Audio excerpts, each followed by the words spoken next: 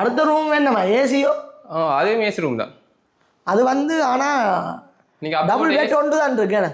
ஓ double பெட்டில் ஒரு bed இருக்குது இதுக்குள்ள. டபுள் பெட்டில் ஒரு பெட் தான் இருக்கு. அதுக்கு ஏற்ற மாதிரி அதே சைஸில் ஒரு பீரோ இதில் 2 பேர் தாங்க கூடிய கப்பிள்ஸாக வந்து கூட தங்கலாம் இருக்கு. கப்பிள்ஸாக வந்தால் கூட இதுக்குள்ள தங்கலாம். என்ன ஒன்று நாங்கள் முக்கிய குறிப்பு சொல்லணும்டா, நீங்கள் மார்னிங் வந்து நீங்கள் கப்பிள்ஸாக அப்போ போட்டு ஏசி என்ன நிப்பாடல மார்னிங் கப்பிள்ஸாக வந்தீங்க அப்போ போட்டு ஏசி என்ன நிப்பாடு. இல்லை மக்களே, இது வந்து நாங்கள் சில எடிட்டிங்கில் இந்த பக்கத்தை கட் பண்ணிடுவோம். ஏனெண்டா திருப்பி நாங்கள் ஒரே ஒரு விஷயத்தை சொல்லணும், எங்களுக்கு ஆள் இல்லை. அதனால் நாங்கள் திருப்பி அதை சொல்ல எங்களுக்கு மன கஷ்டமாக இருக்குது. நன்மனுக்கு பிரச்சனை இல்லை. இங்கே வேணும் மக்களே, ஏன்னா இங்கே வெக்க போடுறோம்.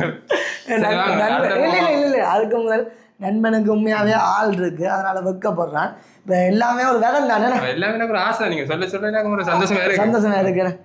எங்க சங்கத்துக்கு இந்த பழக்கமே இல்லை. ஏன்னா இந்தியாவில் பார்த்தோம்னா டைனிங் டேபிள் இருக்கு. அதுக்கு நான் கிச்சனை பார்த்துட்டு வரும். கிச்சனை பார்ப்போம்மா. கிச்சன் பாருங்க, எவ்வளவு கணக்கான கிச்சன். கிச்சன்லேயும் அதில் வாஷிங் மிஷின்லாம் இருக்குங்க. வாஷிங் மிஷின் இருக்கு. இப்போ நார்மலாக உடுப்புந்து வைக்கலாம். வந்து சமைச்சு சாப்பிட போறீங்கன்னா அதை கரண்ட் அடுப்பும் கொடுத்துருவாங்க. கரண்ட் அடுப்பு அதுவும் நீங்கள் யூஸ் பண்ணலாம். இங்கே மற்றது ஹீட்டர் இருக்கு. இப்போ இது வந்து நீங்கள் ரூமாக மட்டும் எடுக்கணும் இல்லை, வீடு ஃபுல்லாகவே எடுக்கணும். வீடு ஃபுல்லாக எடுக்கிறோம்னா கிட்டத்தட்ட உங்களுக்கு ஒரு 4-5 ரூம் இருக்கும், போதிய வசதிகள் எல்லாம் இருக்கும். டைனிங் டேபிளும் இருக்கு. ஃபேமிலியாக இருந்து சாப்பிடலாம். இல்லை இப்போ நார்மலாக அங்கே சமைச்சு போட்டு இதில் இருந்து ஃபேமிலியாக கூட நீங்கள் சாப்பிடலாம். ஒரு 6 சீட் இருக்குண்ணே.